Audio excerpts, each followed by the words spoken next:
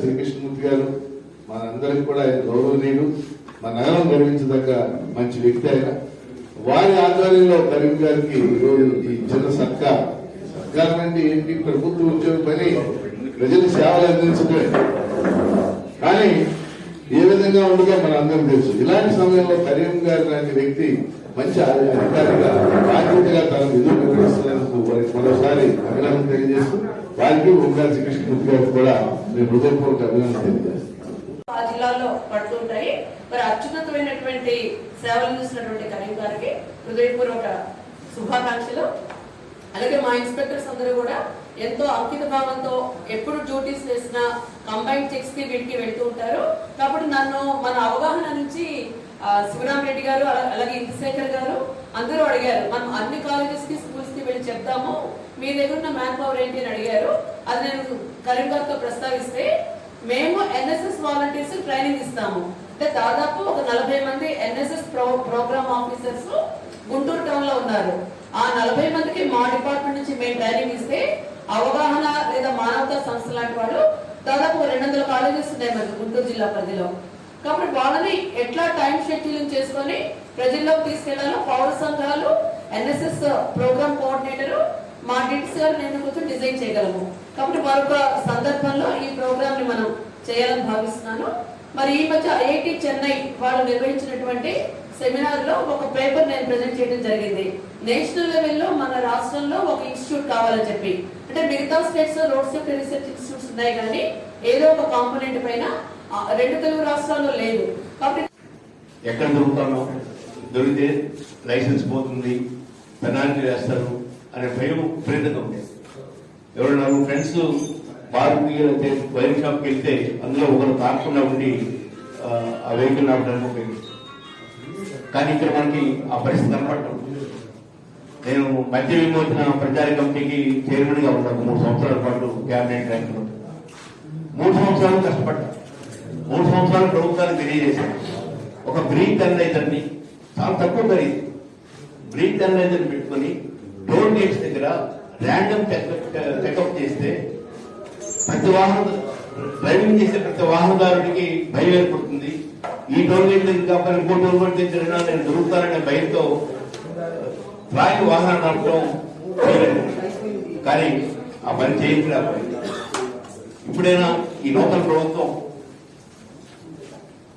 Breath analysers ని ఏదో శనివారము లేకపోతే శుక్రవారం ఒక ఫోటో తీయడం కాకుండా నిరంతరం ఆయా టోల్ గేట్స్ దగ్గర ఏర్పాటు చేస్తే బాగుంటుందని భావిస్తున్నాను. ఇటీవల డీజీపీ తిరుమలరావు గారిని కలిసి చెప్పారు, వారు తప్పకుండా చేద్దామని చెప్పని హామీ ఇచ్చారు. అది అమలు చేస్తే చాలా వరకు యాక్సిడెంట్స్ తగ్గుతాయి. అదేవిధంగా నిరంతరం చెకింగ్ ఉండటం టౌన్లో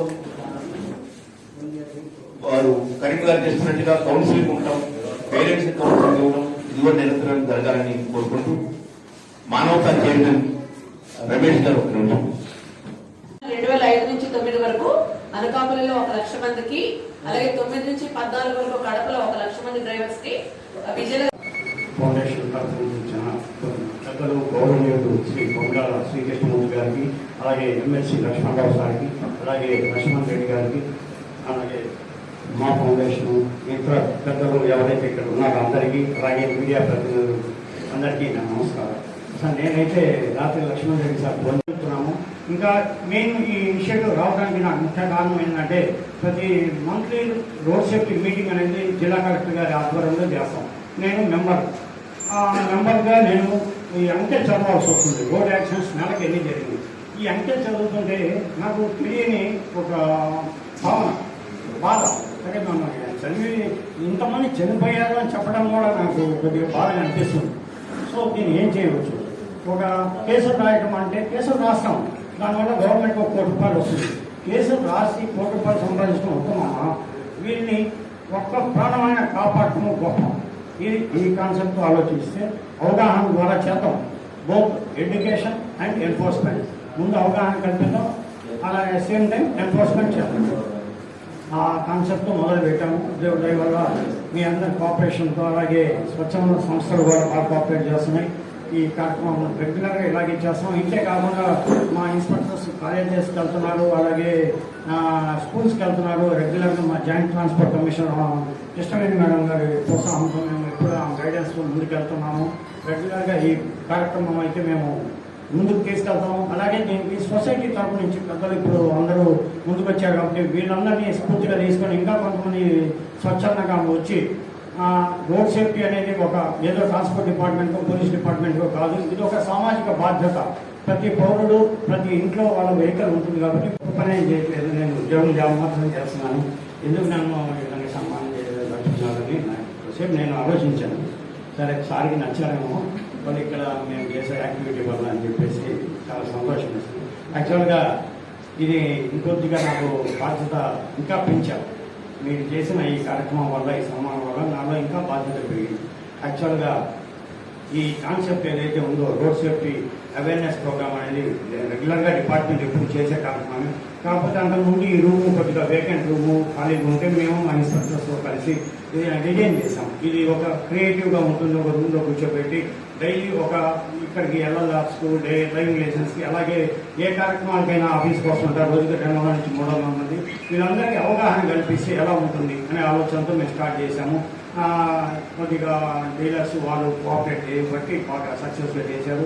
దీన్ని మా మోటార్ వెహికల్ ఇన్స్పెక్టర్స్ అందరూ కూడా కోఆపరేట్ చేశారు. ఇదంతా ఒక టీం వర్క్. ఆర్టీఏ గుంటూరు అనేది ఒక టీం వర్క్ లాగా